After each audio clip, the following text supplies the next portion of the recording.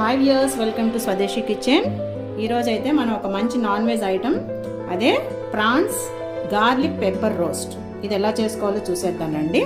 ముందుగా నేను ఇక 1 kg ప్రాన్స్ తీసుకొని శుభ్రంగా 3-4 టైమ్స్ వాష్ చేసుకున్నానండి. దీన్ని ఇప్పుడు కొద్దిగా మనం salt,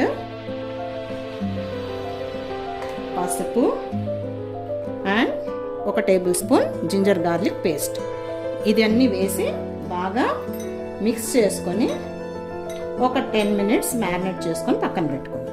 prawns garlic pepper fry కోసం ఫస్ట్గా స్టవ్ వెలిగించుకొని ఐరన్ కడాయి పెట్టుకున్నానండి. 4 టేబుల్ స్పూన్స్ ఆయిల్ వేసుకున్నాను, కుకింగ్ ఆయిల్.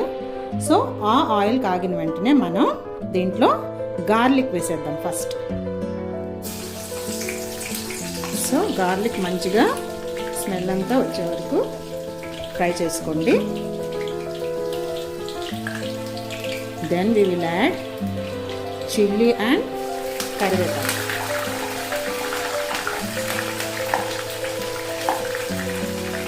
ఇప్పుడు పెద్ద ఉల్లిపాయలు 2 సన్నగా కట్ చేసుకున్న తరుగు వేసి ఉల్లిపాయలు మంచి ట్రాన్స్పరెంట్గా అయ్యే వరకు వేయించండి.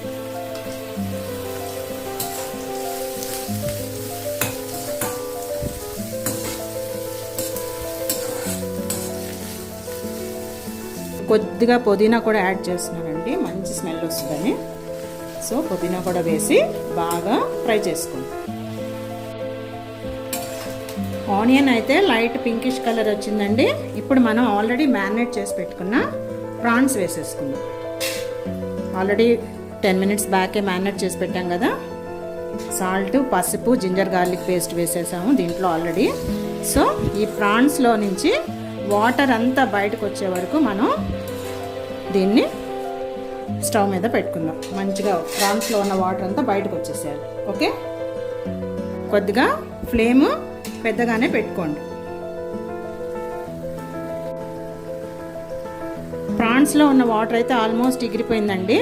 ఇప్పుడు మనం కొద్దిగా కారం, చిల్లీ పౌడర్ ఎక్కువ వద్దు, అండ్ దెన్ సాల్ట్, ఇవి 2 వేసేసి బాగా కలుపుకొని కొంచెం వాటర్ యాడ్ చేసుకుందాం. ఎందుకంటే ఇవి కొద్దిగా పెద్ద రొయ్యలు కాబట్టి లోపల బాయిల్ అయిందో లేదో కొద్దిగా వాటర్ యాడ్ చేసుకొని ఆ మొత్తం వాటర్ అంతా ఎగిరిపోయే వరకు ఎగరబెట్టుకుందాం.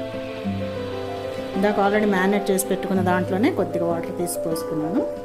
సో దీన్నంతా పూర్తిగా ఎగిరిపోయే వరకు మూత పెట్టుకొని బాయిల్ చేసుకుందాం. సో ప్రాన్స్లో ఉన్న వాటర్ అంతా బాగా ఎగిరిపోయిందండి. ఇప్పుడు మనం దీనికి ఫైనల్ టచ్అప్స్ ఇద్దాము.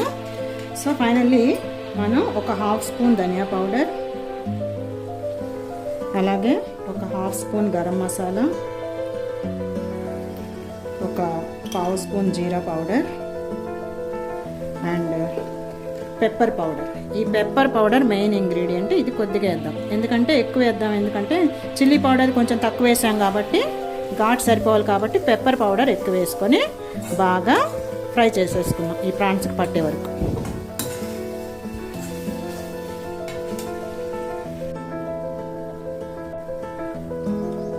వాటర్ అంతా బాగా ఎగిరిపోయినాయండి. మసాలాలన్నీ కూడా ప్రాన్స్కి బాగా పట్టాయి. ఒకసారి టేస్ట్ చెక్ చేసుకొని ఫైనల్గా కొత్తిమీరతో గార్నిష్ చేసేసుకుందాం. గార్నిష్ చేసుకొని స్టవ్ ఆఫ్ చేసేసుకోండి. So friends, our prawns garlic pepper fry is ready to serve. I hope you all will try this dish and enjoy its delicious taste. Okay friends, bye. See you in the next video.